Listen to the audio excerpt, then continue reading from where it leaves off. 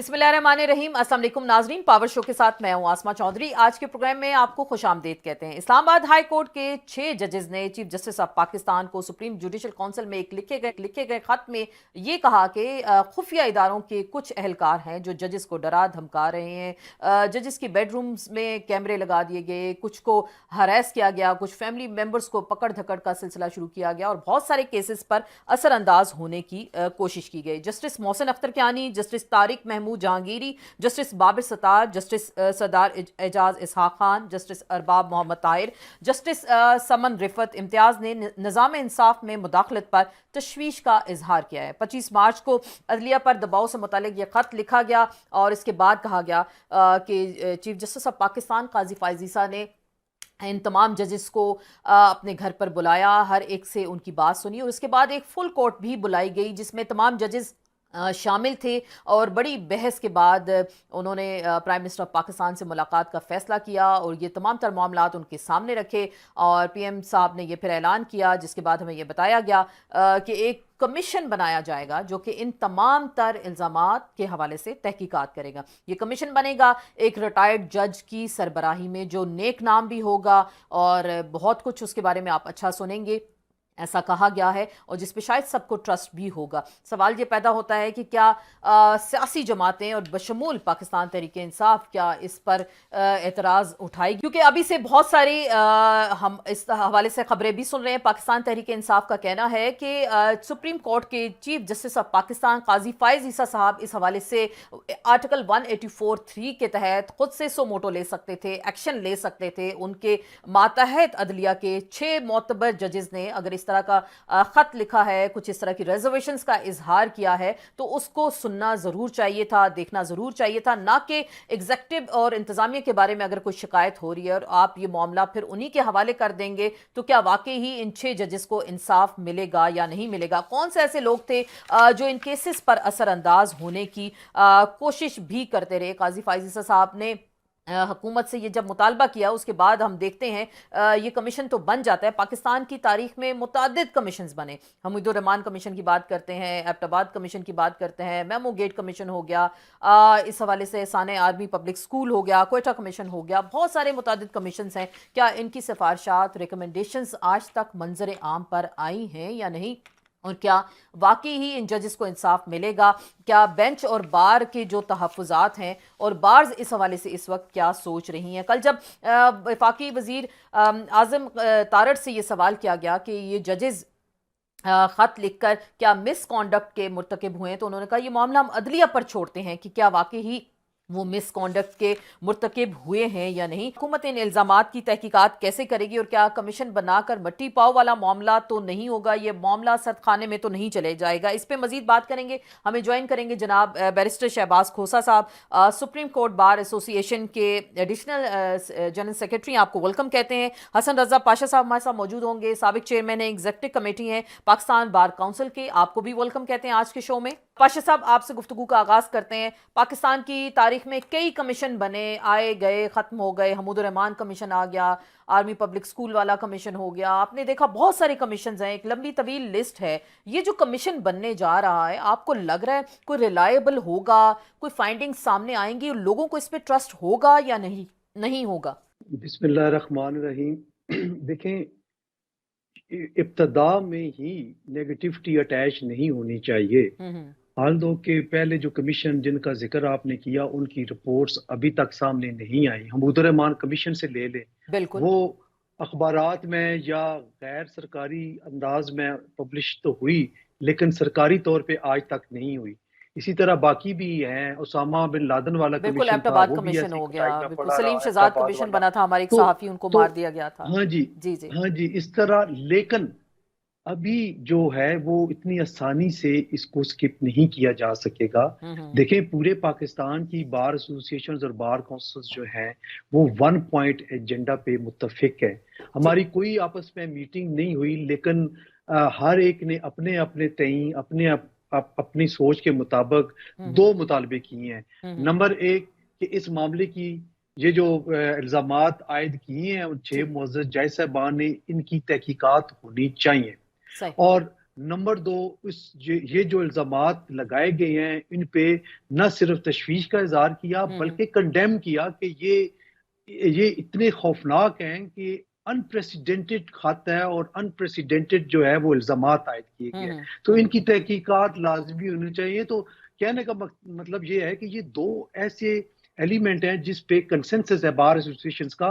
और अब जो इंक्वायरी एंड कमीशन एक्ट 2017 है जिसके तहत ये गवर्नमेंट ने कमीशन बनाना है, अभी उसकी फॉर्मेशन चलेगी। देखे तो सही कि कौन किसको बनाते हैं। पहले ही उस पे ये इजहार कर देना और ये कह देना कि हम इस पे इतफाक नहीं करते और ये कमीशन ठीक नहीं बनेगा, मैं समझता हूं कि ये प्री मैच्योर सोच है। लेकिन पाशा साहब, क्योंकि आपने देखा, आपने अभी सर देखिए खुद ही मिसाल दी, जो माजी में कमीशंस बनते आज तक हमें किसी के बारे में एक तो कोई मालूमात नहीं होती। दूसरी बात, जो मेन एतराज सामने आ रहा है, ये हुकूमत मई में किसकी थी? पीडीएम की ही हुकूमत थी, उन्हीं की अब एक्सटेंशन है।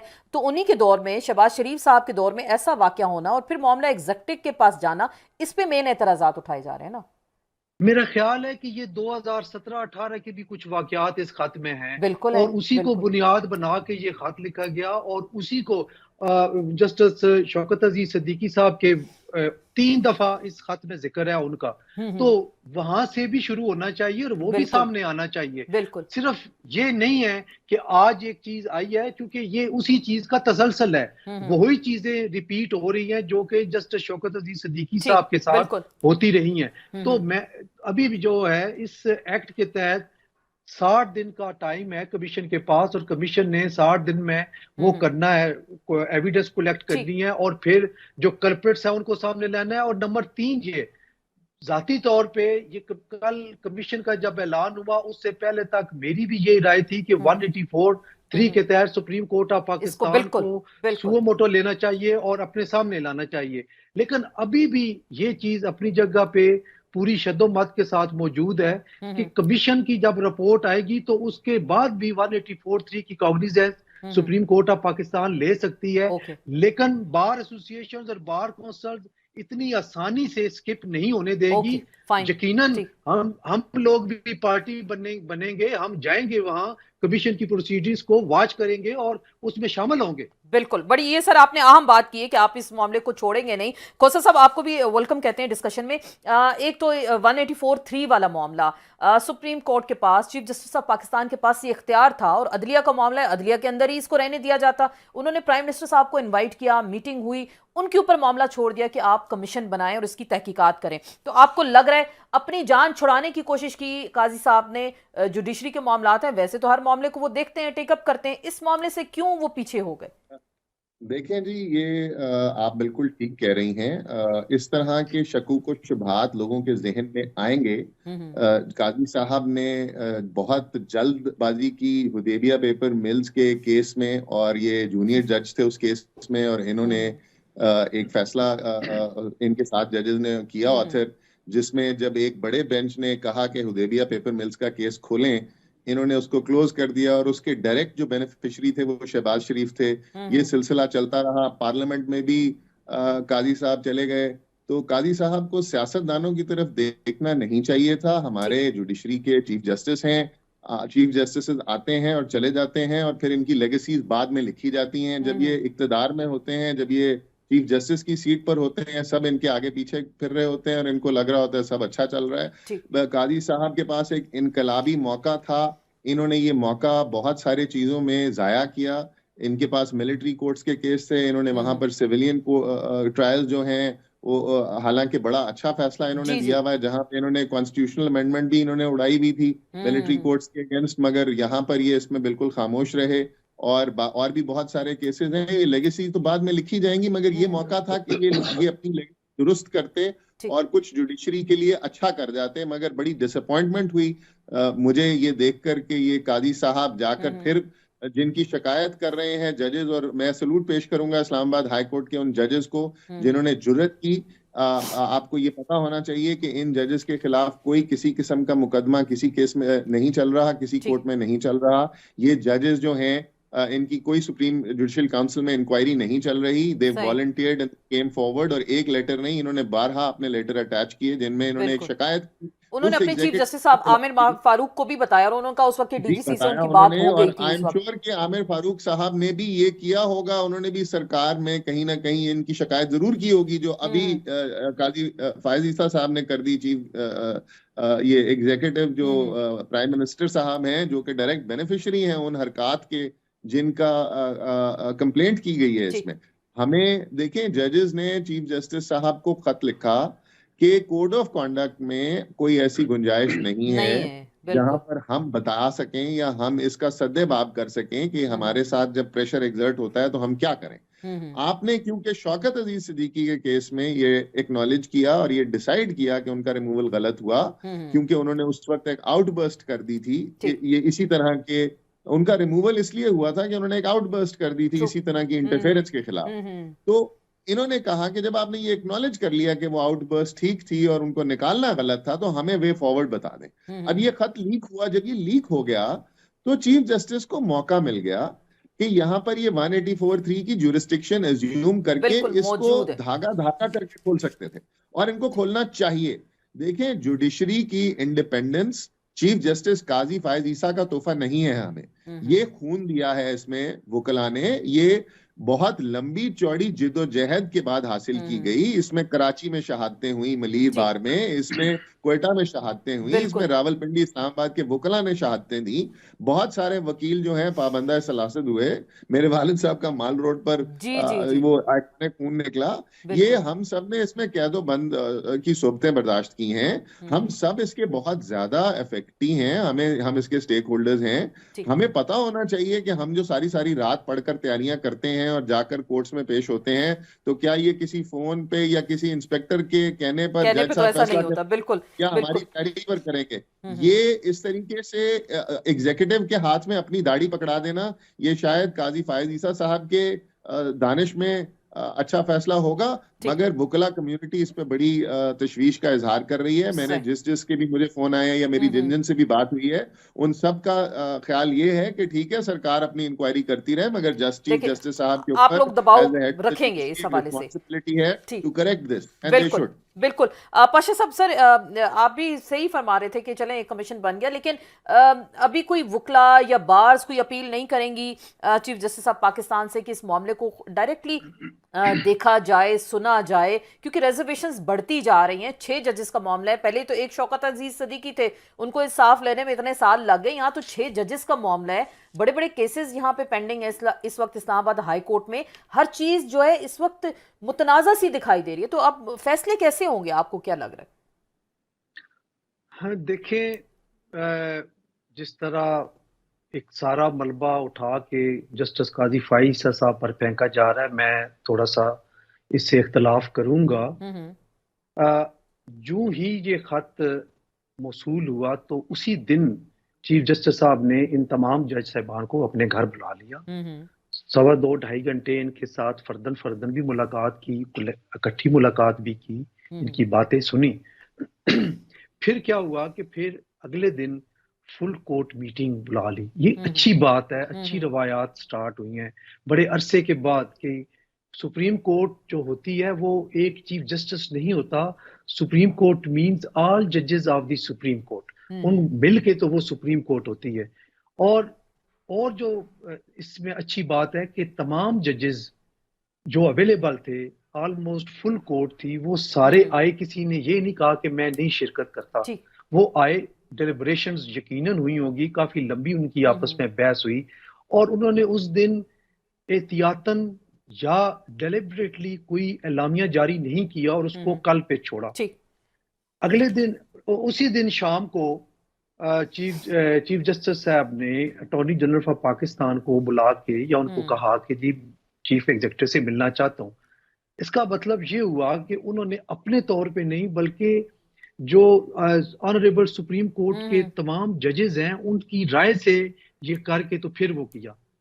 फिर उनके मिलने के बाद दोबारा मुलाकात, फुल कोर्ट मीटिंग हुई और वहां पे ये बात रखी। तो मैं ये अर्ज कर रहा हूं कि एक मामला सुप्रीम कोर्ट पूरी की पूरी इसमें शामिल है। जस्टिस काजी फाइजा साहब अकेले लेकिन नहीं सर है। इसमें भी आप खबरें आई, देख लें ऐसी कल खबरें की आई कि कल की मैं माजिद साहब, ऐसी खबरें आई कि फुल कोर्ट में भी खासे इख्तलाफात आए सामने और कमीशन बनाने की मुखालफत भी की अक्सर जजेस ने। उन्होंने कहा कि आप हुकूमत के हाथ में देखिए अपनी क्यों डोर दे रहे हैं। यकीनन आए होंगे, इख्तिलाफ राय बहुत अच्छी बात है, होना भी चाहिए। हम्म लेकिन अगर बाई मेजॉरिटी अगर कोई डिसीजन है तो फिर उसको फॉलो करना पड़ता है। ये डेमोक्रेसी का भी हुस्न है। हम्म और अदरवाइज भी ऐसे इदारे जिसमें इस तरह की कोई ये आईनी और कानूनी बात होती है, हम्म आपने देखा होगा बेंच 9 रुकनी बेंच है और 5-4 जी की जी। रेशो से एक फैसला आ जाता है, 5 रुकनी बेंच है 3-2 की। तो ये इख्तिलाफ राय कानूनी और आईनी तौर पे उसकी सिग्निफिकेंस जरूर है, उसको हम्म इग्नोर नहीं किया जा सकता।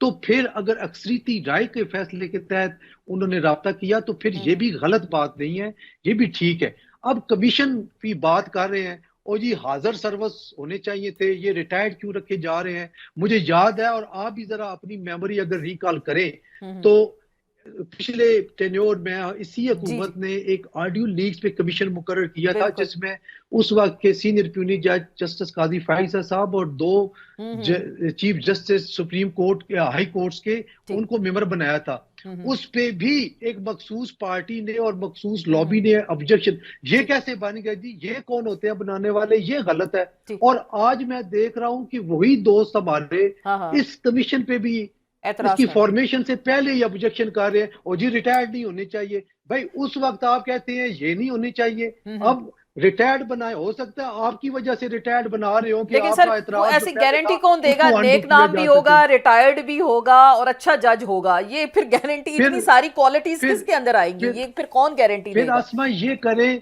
कि मरीख से या चांद से कोई खलाई मखलूक बुला लें जो सही, कि कमीशन हेड करे, यहीं से अवेलेबल लॉट से ही आने हैं ना। ठीक। कहां से आएंगे, हाँ हाँ, कौन से फरिश्ते खलाई आप मखलूक लगाएंगे, सर, कहां से खलाई नामजद मखलूक करेंगे वो ठीक। शख्सियात जिन पे कोई उंगली नहीं उठेगी। हम्म मैं कहता हूं जिसको भी आप बनाएंगे कोई ना कोई जरूर किसी एक साइड से एतराज होगा, चाहे हम्म उसका जाती हो, चाहे हम्म, पॉलिटिकल मोटिवेटेड हो, चाहे कोई और रीजन हो। यहां ग्रुपिंग भी है, जजेस में ग्रुपिंग है। हम्म, आज जो पाकिस्तान की 25 करोड़ आवाम जिस चीज का खमियाजा भुगत रही है वो ये है कि हर हाई कोर्ट में और सुप्रीम कोर्ट में ग्रुपिंग है जजेस की। हम्म, इख्तिलाफ राय अपनी जगह पे हो सकता है, उसकी ठीक। उसको कोई बुरा नहीं समझता। लेकिन लेकिन जब आप ग्रुपिंग ग्रुपिंग आके खेलेंगे तो फिर नुकसान पूरे इदारे का होता सर है, जिस बिल्कुल, चीज इसी पे अवॉइड मेन करनी चाहिए। एतराज इसी पे हो रहा है ना कि अगर खुद से काजी फाइज ईसा साहब फुल कोर्ट बुला लेते और इसको सुना जाता कैमरे लगा के, जैसे वो बड़े आजकल उनको शौक है कि मीडिया पे सारी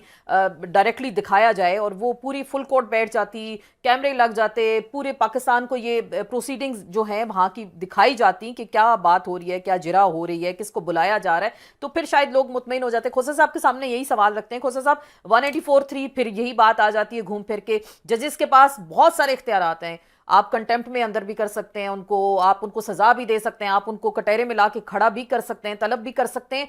इतने इख्तियारात के बावजूद जुडिशरी खौफजदा तो नहीं आपको दिखाई दी इस सारे मामले में। देखिए देखिए, सबसे पहली बात तो कमीशन को ले लेते हैं। हम्म कमीशन में रिटायर्ड जजेस का आप सबको पता ही है कि यहाँ पे नौकरी लगवाने के लिए, कोई चेयरमैन लगने के लिए सरकार के पीछे भाग रहा होता है, कोई हम्म, किसी इलेक्शन कमीशन में लगने के लिए सरकार के पीछे पीछे भाग रहा होता है। रिटायर्ड सही, जजेस तो सरकार के पीछे भाग रहे होते हैं। बिल्कुल। तो सॉरी, रिटायर्ड जजेस पे तो कोई कमीशन, मैं तो कमीशन कंसिडर कर ही नहीं सकता। ये जुडिशरी का इंटरनल मामला है। ये उन्होंने खत लिखा इनसे कोड ऑफ कॉन्डक्ट के लिए, उन्होंने हम्म, इनसे इंक्वायरी या कमीशन के लिए नहीं मांगा। और बिल्कुल। बिल्कुल ठीक बात की इन्होंने कि चीफ जस्टिस साहब मिले।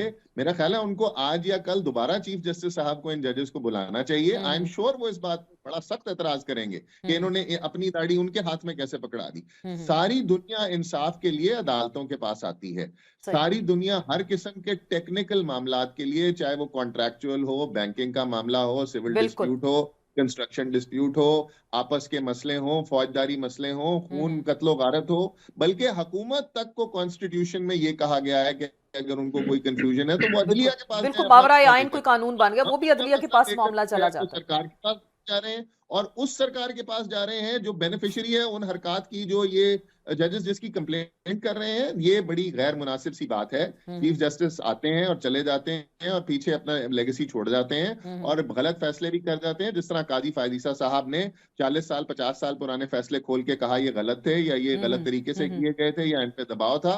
तो आई एम श्योर कि ये काजी साहब के बाद भी ये इन चीजों पर तनकीद होगी, तो बेहतर ये काजी साहब के पास अपने पास मौका है कि इसका जो है ये बड़े तारीख साफ की और दुरुस्तगी शफाफ कर लें, तरीके से अपनी हिस्ट्री लिखें, लीडर बने, जिस तरह इनको शौक है कि ये कॉन्स्टिट्यूशनल वो अपने आप को कहते हैं और बड़ा आई एम श्योर ये हैं भी और ये इसको लेके भी चलते हैं। बट इसको जरा शो भी करें लोगों को। हम मलबा बिल्कुल काजी साहब पर इन चीजों का नहीं डालना चाहते, मगर हम काजी साहब से तवक्को रखते हैं कि वो खुद इस चीज को 184(3) में टेकअप करेंगे और ये सबके इदारों के हेड्स को बुलाएं, यहाँ पर इस चीज की थ्रेडबेयर करें। देखें, लेकिन फिर ये भी देखिए खोसा साहब, उन फैसलों की हैसियत और वक़्त क्या होगी जो मई से ले लें या पिछले साल से भी ले लें, बहुत सारे जो लोग असरअंदाज होते रहे, फिर वो फैसले भी मुतनाज़ होंगे, उनकी हैसियत क्या होगी? अभी भी जजेस ये केसेस कर रहे हैं और आप अगर ये देखें, ये खाली जजेस पर मुहित नहीं है, ये तो इस्लामाबाद हाई कोर्ट ने लिख दिया है, ये और भी बहुत सारे जजेस होंगे अगर इस तरह की बात लिखी गई है। देखें, अभी तक इन जजेस के पास कोई ऊपर इनके उंगली इनके कैरेक्टर पर किसी ने नहीं उठाई। ये बहुत हाई पेडेस्टल पे जाकर एक बंदा अपनी लाइफ में परफॉर्म करता है, 45 साल की एज है, मिनिमम रिक्वायरमेंट्स हैं, उनमें से the best of the best होते हैं जो जुडिशरी पे आते हैं। और वो जो इतना अरसा परफॉर्म करने के बाद अपनी साफ और शफाफ बड़ी मुश्किल से जिंदगी गुजारते हैं, दाग उन पे बचाते हैं अपने दामन को, वो यहाँ तक पहुंचते हैं और उन्होंने ये इल्जाम लगाया हुआ है। तो काइंडली अदलिया को खुद चाहिए कि इसमें कदम बढ़ाकर अपनी इन्वेस्टिगेशन खुद करे। हमें देखें, अगर पता होना चाहिए कि हमारे फैसले जो हैं वो जजेस इंसाफ पर कर रहे हैं और कानून के मुताबिक कर रहे हैं। अगर हमारे जहन में ये शक होगा कि हमारे सारी तैयारी कर कर हम जाएं और पीछे से और फैसले फिक्स हैं, फिक्स्ड हैं, तो फिर बिल्कुल मामला कहाँ जाएंगे? पाशा साहब, सही, बिल्कुल बिल्कुल। पाशा साहब, आपको क्या लग रहा है? एक तो आजम तारड़ साहब फरमा रहे हैं कि ये खत लिखकर जजेस अगर मिसकॉन्डक्ट के मुर्तकिब हुए हैं तो इसका फैसला हम अदलिया पे छोड़ते हैं, अदलिया इस चीज को देखे। आपको लग रहा है ये खत लिख के वाकई वो मिसकॉन्डक्ट के मुर्तकिब हुए? उन्होंने तो पूछा, सजेशन ली, एक राय मांगी, तो क्या वाकई ये मिसकॉन्डक्ट के जुमरे में आता है? जी, उन्होंने, एक सहाफी ने क्वेश्चन किया उनसे और उन्होंने ये जवाब दिया कि ये मैं नहीं जवाब देता, ये अदलिया ही जवाब देगी, उन्हीं की डोमेन है। तो मेरा ख्याल है कि इससे ये इन्फ्लुएंस ड्रा करना कि आजम नजीर तारड़ साहब ये चाह रहे हैं कि इनके खिलाफ मिसकंडक्ट की कार्रवाई हो सकती है, तो ये गलत बात है, ऐसा उन्होंने नहीं कहा। यहाँ पे मसला ये है, एक चीज मैं आपको बताता चलूं और इसकी जो आफ्टर इफेक्ट्स हैं वो आपको महीने 2 महीने बाद पता चलेंगे कि एक मखसूस जमात इस पे बयानियां बिल्ड करके जो उन 6 जजेस का जो खत है उसको पोलिटिसाइज करके उसकी ग्रेविटी को तबाह कर रही है। अच्छा। और ये अगर इस तरह की बात हुई तो ये बहुत बड़ी ज्यादती होगी। मैं रिक्वेस्ट करूंगा तमाम पॉलिटिकल पार्टी से, जो भी इस पे वो है, कि इसको पोलिटिसाइज ना करें, इसको जुडिशरी का मामला और एजेंसीज का मामला समझते हुए मामलात को उन तहकीकात तक रहने। सारा हो रहा है पाकिस्तान तहरीक इंसाफ की जानिब। केसेस किसके लगे हैं इस्लामाबाद हाई कोर्ट में? इमरान खान साहब के। और कौन सुन रहा है? यही जजेस सुन रहे हैं। अगर उनको इसी जजेस को दबाव में रखा जाता है या मनपसंद फैसले लिए जाते हैं तो फिर बेनिफिशियरी PMLN की अगर हम बात करें, माजी में तो वो रही, लेकिन इस वक्त जो टारगेट तो डायरेक्टली PTI है। आई एम सॉरी टू से, इस खत में या इसमें जो एनेक्स्चर्स खतूत हैं जो साथ लगाए गए हैं, किसी में भी इन मुअज़्ज़ज़ जज साहबान ने ये नहीं कहा कि हमने किसी केस में दबाव बर्दाश्त करके हमने फैसले ऐसे किए जो, लेकिन एटेरियन केस का जिक्र है कि इसमें जजेस पर शदीद दबाव डाला गया। सर, एक और बात, ये वो जो है वो जजेस की अपनी ग्रुपिंग है जिसकी वजह से है। एक चीज मैं आपको बताऊं जो सबसे अहम बात है, वो ये है कि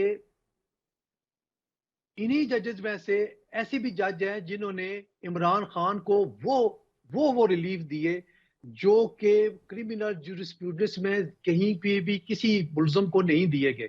ठीक, अच्छा। उसको हमने अप्रिशिएट किया। हम्म। एक दिन में 27 और 30 जमानतें दे दी गई। हम्म। एक दिन में ये कहा गया कि ये तो इनको इन मुकदमात में बेल दे रहे हैं, जो मुकदमा दर्ज नहीं हुआ उसमें भी इनकी बेल ग्रांट करते हैं। ठीक। देखिए, extra ordinary relief Imran Khan को दिए गए हैं। ये सही। मैं इस पे ये नहीं कह रहा कि ये वही पॉलिटिकल जमात है या कोई, I am not political person, मैं ठीक। किसी पॉलिटिकल ठीक। पार्टी से नहीं है सही। मेरा ताल्लुक। लेकिन ये चीजें अपनी जगह पे, हमारे क्लाइंट्स ने हमसे कहा कि घर बैठे अगर जमानत फलां की हो सकती है तो हमारी क्यों नहीं हो सकती। ठीक।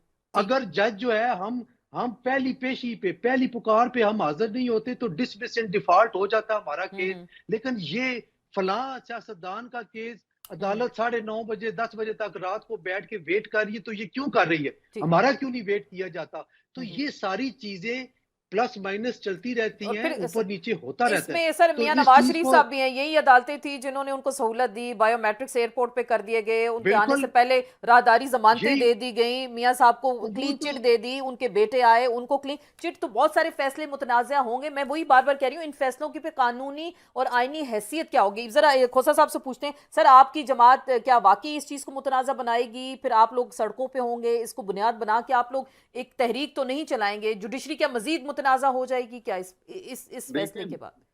सबसे पहले तो मैं ये क्लेरिफाई कर दूं, मेरी जमात काला कोट है, मैं काले कोट को रिप्रेजेंट कर रहा हूं, मैं वकील हूं, मेरे वालिद भी वकील हैं, और मेरे सारी फैमिली इसी प्रोफेशन से मुंसलिक है। मेरा सबसे बड़ा कंसर्न वकला और जुडिशरी की आजाद अदलिया और खुद मुख्तार अदलिया है। और हम जो इस वक्त बात कर रहे हैं पाशा साहब और मैं, ये हम वकला के बिहाफ पे कर रहे हैं, और मैं बिल्कुल इस चीज पे कैटेगोरिकल हूं कि इस शिकायत को पोल्यूट नहीं करना चाहिए, इसको पॉलिटिसाइज नहीं करना चाहिए किसी भी तरीके से। क्योंकि जब आप इसमें कलर डालते हैं पॉलिटिक्स का, तो एक साइड इस पर कहना शुरू हो जाएगी कि जी ये तो वो, क्योंकि उनको बेनिफिट मिल गया, इनको बेनिफिट मिल गया, इसलिए ये किया जा रहा है। आपने बहुत अच्छा किया, आपने ये साथ ही क्लेरिफाई किया कि मियां साहब को भी बहुत सारी इसमें फैसिलिटीज इन्हीं जो इसी जजेस के थ्रू मिल गए।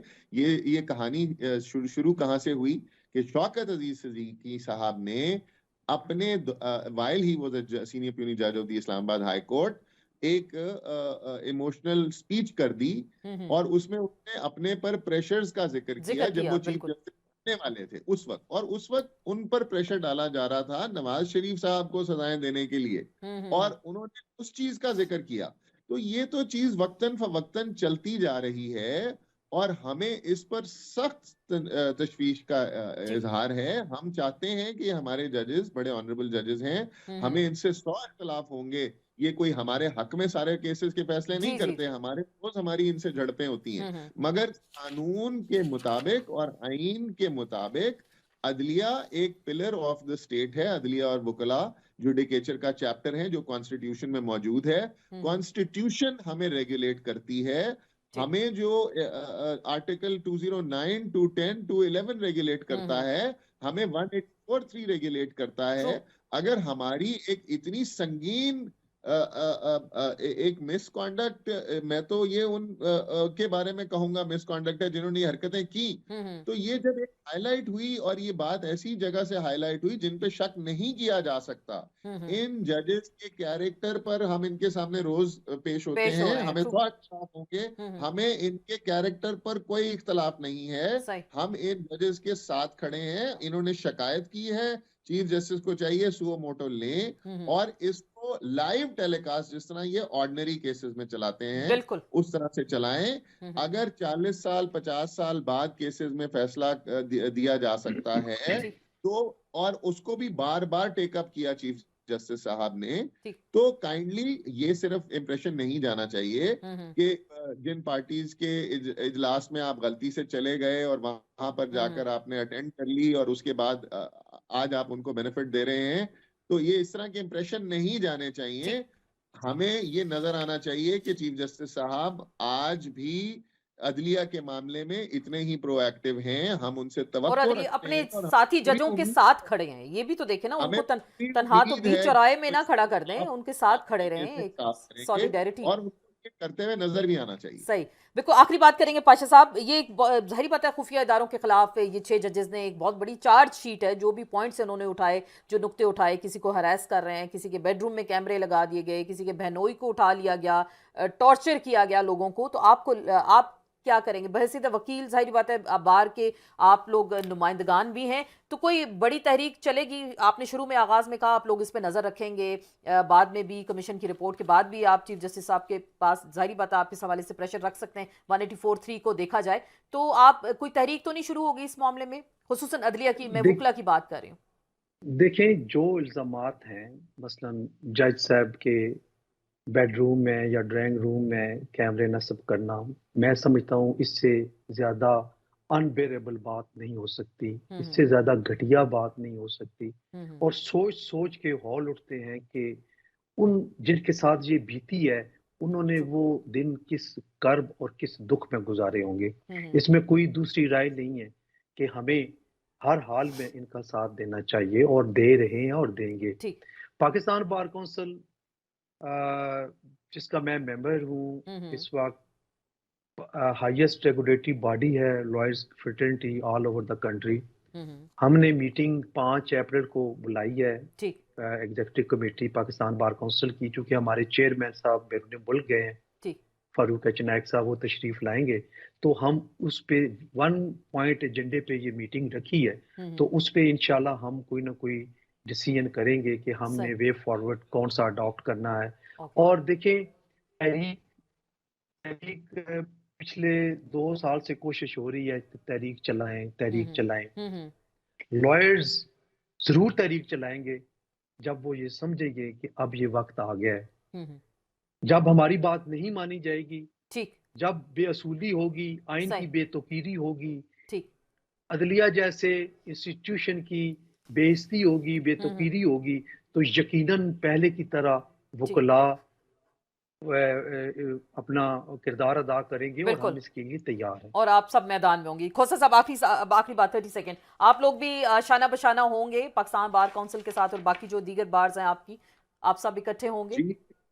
जी, अगर हमारे जजेस जिन्होंने शिकायत की हैं, इनकी साफ और शफाफ इंक्वायरी होगी, और इनकी एक ओपन और ट्रांसपेरेंट तरीके से इंक्वायरी होगी, जिससे वकीलों को तसल्ली हो जाएगी, तो ये बात खत्म हो जाएगी। ठीक। मगर अगर ऐसा ना हुआ, तो हम इंडिविजुअल्स को बिल्कुल अलाउ नहीं कर सकते कि हमारी जिद्दोजहद और ये हमारे बड़ों की जिद्दोजहद से जो अदलिया को आजादी मिली और जो खुद मुख्तारी मिली, ये हम किसी भी सूरत कॉम्प्रोमाइज नहीं करेंगे। हम ये किसी आज के ओहदेदारों के थ्रू भी कॉम्प्रोमाइज नहीं करेंगे, हम ये आज की जुडिशरी के थ्रू भी कॉम्प्रोमाइज नहीं करेंगे। ये एक बड़ा संगीन मसला है। ये फंडामेंटल राइट्स जो कि आम आवाम के हैं, उनकी रूट तक जाता है। बहुत लोग अदालतों में इंसाफ के लिए जाते हैं कि हसूल इंसाफ के थ्रू ही सिस्टम चलता है, मुल्क चलते हैं। ये इसके लिए बहुत जरूरी है कि इसकी साफ और शफाफ इंक्वायरी हो। अगर ना हुई और पाकिस्तान बार काउंसिल ने ये अलम उठाया, तो हम पाकिस्तान बार काउंसिल के साथ चलें, अच्छी बात है कि कंसेंसस हो गया, आप सब इकट्ठे होंगे इस मामले पे, बहुत बहुत शुक्रिया। और बात हो रही है पाकिस्तान में जो 6 जजेस इस वक्त, उन्होंने एक शिकायत लिख दी, एक लेटर लिख दिया सुप्रीम कोर्ट ऑफ पाकिस्तान को, उसके बाद जो इकदाम लिए जा रहे हैं, क्या वाकई मुतमईन हो जाएंगे तमाम हल्के इससे, और क्या वाकई इसके बाद ईद के बाद कहा जा रहा है कोई एक बहुत बड़ी तहरीक बनने जा रही है जजेस का साथ देने के लिए, और कमीशन पे बहुत सारे लोगों का एतराज है, बशमूल पाकिस्तान तहरीक इंसाफ भी। इसी पे मजीद बात करेंगे और पॉइंट ऑफ व्यू जरूर लेंगे। पीटीआई का हमें ज्वाइन करेंगे जनाब खालिद खुर्शीद साहब, सीनियर रहनुमाए पाकिस्तान तहरीक इंसाफ और साबिक वजीर आला जीबी रह चुके हैं गिलगित बल्तिस्तान के, आपको वेलकम कहते हैं। खालिद खुर्शीद साहब, इस्लामाबाद हाई कोर्ट के 6 जजेस के इल्जामात हैं, कोई तसल्ली बख्श जवाब नहीं आया, कमीशन बनाने के बारे में कह दिया। कमीशन की हकीकत के बारे में आप भी जानते हैं, पाकिस्तान में आज तक जितने कमीशन बने कंट्रोवर्शियल रहे, उसकी सिफारिशात पर अमल दरामद नहीं होता, फाइंडिंग्स पब्लिक के सामने नहीं आती, तो फिर क्या होगा? आप लोग इस पे कोई एक्शन लेने जा रहे हैं क्या? देखें, ये जो 6 जजेस ने काम किया, मेरे ख्याल में पाकिस्तान की जुडिशरी में की हिस्ट्री में बहुत बड़ा काम है, और जितनी ब्रेवरी इन्होंने दिखाई है शायद ही किसी ने दिखाई हो। और अब ये आपने जो कहा ना कि पीटीआई का, ये हमारा पीटीआई के साथ ये एसोसिएटेड नहीं है, ना पीएमएलएन के साथ है, ना पीपी के साथ है, पीपल्स पार्टी के साथ। ना एज अ जर्नलिस्ट आपके साथ, ये एज ट्रू। अ नेशन अब हमने देखना है हम्म। कि हमें मुआशरे में इंडिपेंडेंट जुडिशरी चाहिए कि नहीं चाहिए। ठीक। अब उसके लिए ये जो इन्होंने लेटर लिखा है ये बड़ा इम्पोर्टेंट है। इस पे जो मैं समझता हूँ जो आपको प्रोब करना चाहिए, जो कौम को देखना चाहिए, वो शौकत सिद्दीकी साहब की जो स्टेटमेंट्स हैं कि जी। उनके 2 बेटों के साथ क्या हुआ, हम्म। उनकी बेटी को किडनैप करने की कोशिश की, और उसकी स्टेटमेंट है आप वो देखें कि ये तो होता आ रहा है। ये लेकिन सर आप पहली माजरत के दफा साथ आपके दौर में हुआ था, जैसे इस शौकत अजीज सिद्दीकी साहब, आप लोगों ने भी साथ नहीं जी दिया, उनको भी यही देखें शिकायत रही देखें आपकी हुकूमत से उस वक्त के आप लोगों ने उनका देखें उस तरह से ये साथ नहीं ये दिया। जो जो प्रॉब्लम आपने समझना है, आज के ये जो 6 जजेस हैं, ये भी इस करंट रिजीम पॉलिटिकल गवर्नमेंट के ऊपर नहीं कह रहे हैं, ये एस्टैब्लिशमेंट के ऊपर हम्म। स्पेसिफिक एजेंसी का नाम लेके और ठीक। अपॉइंटमेंट्स का नाम लेके, ये डेजिग्नेशंस का नाम लेके बता रहे हैं कि हम्म। डीजीसी का नाम ले रहे हैं, सेक्टर कमांडर्स का नाम ले रहे हैं कि उन्होंने किया, किडनैप किया तो कोई प्राइम मिनिस्टर ने आके नहीं किया। सही। तो हमारे दौर में हुआ या उसके दौर में हुआ, ये हमारे या उनकी बात नहीं है। जो बात गलत है वो गलत है, जो बिल्कुल सही गलत है है, उस सही वक्त है। जनरल वैसे फैज ने किया था वो गलत था, आप पी, लोगों को भी उनका कम से कम साथ बिल्कुल देना चाहिए था। देखें जो जो जो उस दौर में हुआ या इस दौर में हुआ, ठीक। जहां पर इंडिपेंडेंट ऑफ जुडिशरी कंप्रोमाइज होती है वो गलत है। और हम्म। इसीलिए मैंने स्टार्ट में कहा कि ये पीटीआई या पीएमएलएन या पीपी का मसला नहीं है, ये पूरी कौम का मसला है कि आपको एक इंडिपेंडेंट जुडिशरी चाहिए। देखें, हम्म। मौला अली पाक का कौल है जी जी। कि कुफर का निजाम चलेगा, जुल्म का एग्जैक्टली। निजाम नहीं चलेगा। बिल्कुल। जुल्म के सामने जो सबसे बड़ी दीवार होती है वो आपकी जुडिशरी होती है। अब आपकी जुडिशरी पाकिस्तान के अंदर कंप्रोमाइज हो गई है, हम्म। तो वो फिर आप एक पुरअमन मुआशरा और इंसाफ पे बिल्कुल मबनी मुआशरा जाहिर बात है, कैसे आप। आजाद अदलिया, आजाद इंसाफ होगा और आजाद एक मुआशरा होगा। तो आपको क्या लग रहा है कि इस हवाले से कोई तहरीक बनेगी? क्योंकि कमीशन जो है एग्जेक्टिव ने बनाना है, वहां पे कोई रिटायर्ड जज होगा, रिटायर्ड जज की हैसियत क्या होती है वो भी आपको पता है। तो आपको लग रहा मैं है कुछ आपसे 6 बिल्कुल जजेस एग्री को कर रहा हूँ इंसाफ कि मिलेगा? देखें, मैं आपसे एग्री करता हूँ। जो आप शौकत सिद्दीकी साहब की जो आप स्टेटमेंट सुने, तो उनका जो क्रक्स है वो यही है। 2 जजेस सुप्रीम कोर्ट के रिटायर हो गए, उन्होंने रिजाइन किया, तो ठीक। सुप्रीम कोर्ट के जजेस के ऊपर भी प्रेशर है, हाई कोर्ट हम्म। के जजेस भी। ये तो अब लाहौर, पेशावर और ये सिंध के जजेस की अब कहानियां खुलनी चाहिए, सबको बाहर आगे आना चाहिए। और जब हम्म। एक सर्विंग जज वो प्रोटेक्टेड नहीं है, तो एक रिटायर्ड जज किस तरह होगा? और कमीशन ठीक। की आपकी बात से मैं बिल्कुल एग्री करता हूँ। कमीशन में ये होगा कि जनाब वो जो गवाह है जो उठाया गया था वो सामने नहीं आया, हम्म। उसने गवाही देने से इनकार किया। ठीक। आपको पता है इस मुल्क में किस खौफ से लोग गवाही नहीं देते। सही। कैमरे के ऊपर आपका वर्क्स डिपार्टमेंट आके कोई स्टोरी कर देगा, जी ये कैमरा तो था ही नहीं, हमें हम्म। तो मिला ही नहीं। और कमीशन कहेगा कि जी अदम सबूत की अदम दस्तियाबी की वजह से ये ठीक। हो गया, और वो भी तो साल आप इस कमीशन लगा को देगा, मानेंगे? साल में ये पीटीआई इस टाइम है। कमीशन को मान रही है? देखें, पीटीआई की कोर कमेटी ने तो इमीडिएट वो उसको रिजेक्ट किया। वो ठीक। इसलिए किया कि वो कह रहे हैं, डिमांड कर रहे हैं कि पूरी एक फुल कोर्ट वो आ जाए, सुप्रीम कोर्ट का फुल कोर्ट फुल कोर्ट बैठे, बैठे इस पे। ठीक। फुल बेंच बैठे, और वो करे। या एक हाई लेवल पे प्रोब आप एक रिटायर्ड जज को ले आएंगे तो उसकी क्या गारंटी है? लेकिन हम्म। इसका ये मतलब नहीं है कि इंक्वायरी ना हो। इंक्वायरी होनी चाहिए और बेहतर तरीके से होनी चाहिए, ठीक। क्योंकि ये बड़ा इंपॉर्टेंट है। ये हमारी जुडिशरी, और सबसे इंपॉर्टेंट है पीटीआई का। देखें, ये खाली पीटीआई का नहीं है जो आप पीटीआई से सवाल करी नहीं ना, नहीं, मैं मैं इस समझता हूँ सेंस इस में कर पे रही हूँ। देखिए वो उन पे प्रेशर इसलिए इस आया पे कि वो खान साहब के केसेस सुन रहे थे, इसलिए उनको हाँ, अप्रोच अब किया उसी गया, वो उसी खान को साहब के हमारा जो केसेस सुन रहे ताल्लुक है थे। वो तो जाहिर बात है हमारा इंसाफ, जो अब आपके केसेस इस वक्त इस्लामाबाद हाई कोर्ट में मौजूद हैं खान साहब की अपीलों समेत, तो जाहिर बात है ये चीजें असरअंदाज होंगी। तो पीटीआई के हवाले से मैं थोड़ा सा ये जानना चाहूंगी, कहा जा रहा है पार्टी के अंदर कुछ इस पे डिफरेंसेस मौजूद हैं। एक तबका चाहता है कि तहरीक चलाई जाए, दूसरा कहता है कि नहीं, हमें इस पे इतना ज्यादा इन्वॉल्व होने की जरूरत नहीं है।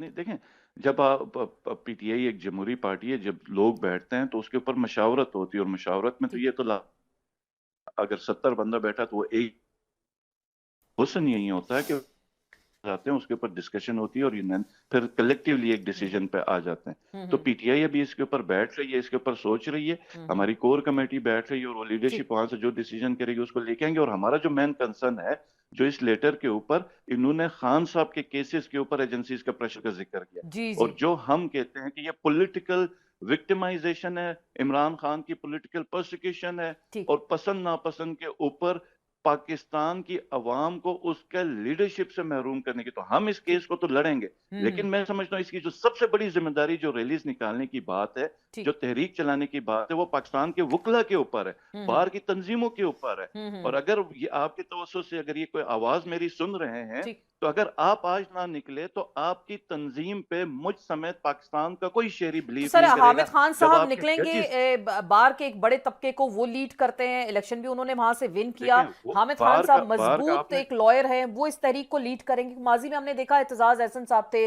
जस्टिस अतर मिनल्ला साहब थे, अली अहमद कुर्द थे, उन्होंने एक बड़ी जो मूवमेंट थी उस वक्त उसको लीड किया था। तो आप समझते हैं कि हामिद खान साहब लीड करेंगे?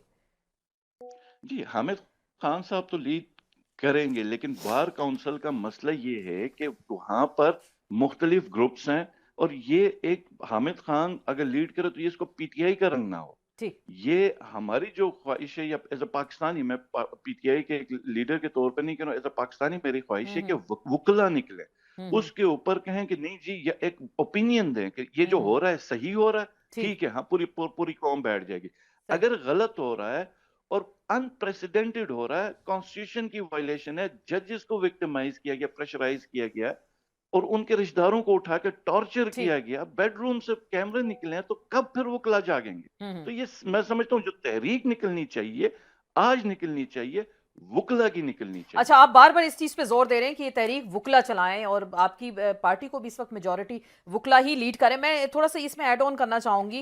इमरान खान साहब के बयानात हैं, जेल से वो कुछ अहकाम देते हैं, बाहर आके उनका बयान कुछ या अहकाम तब्दील हो जाते हैं, ऐसी शिकायत आ रही हैं। आप अपने सोशल मीडिया को भी देख सकते हैं, वहाँ पे भी ऐसी शिकायत आ रही हैं। कुछ रिसेंटली आपके एक साबिक एमएनए थे अफजल ढांडला साहब, उनको टिकट दे दिया गया, और बहुत सारे लोग नाराज हैं इस पे कि ऑपरेशन रिजीम चेंज जब हुआ था और उन्होंने सबसे पहले सिंध हाउस में पनाह ली थी और कहा था कि खान साहब माफी मांगेंगे तो फिर बात हो सकती है, इस पे आप क्या कहेंगे?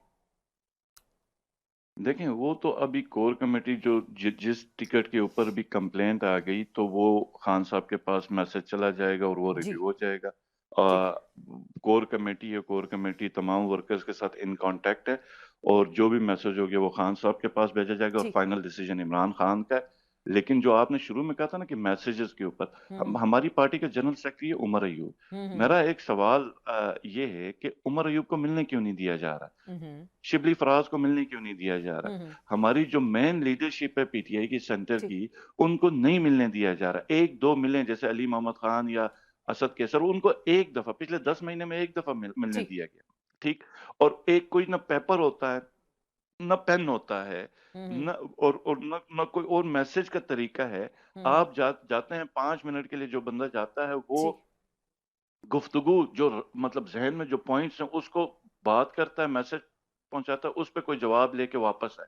तो कोशिश जो है ना, ये इस वक्त जो गवर्नमेंट है, हुकूमत और जो सिस्टम है, ठीक है नहीं है, और जो हमारी एस्टेब्लिशमेंट है, वो पूरी कोशिश यही है, उनकी कोशिश है कि कंट्रोवर्सी क्रिएट की जाए पीटीआई के रैंक्स में, कंफ्यूजन क्रिएट की जाए, लोगों को मैसेज ये दिया जाए कि यहाँ पे पता नहीं क्या हो रहा है, क्या नहीं हो रहा है, और फिर उसी कंट्रोवर्सी के ऊपर मीडिया के ऊपर प्रोग्राम किए जाए। खान के ऊपर जो जो जो आज जजेस ने लेटर दिया है, ये इमरान खान की फतह है कि उसके साथ ज्यादती हुई है, अदालती ज्यादती हुई, जो माजी में आपने भुट्टो साहब के साथ देखी, आज भी वही कोशिश हो रही है। ये तो अल्लाह का शुक्र है, सोशल मीडिया आजाद है, कि हमारी को आवाज आ गई।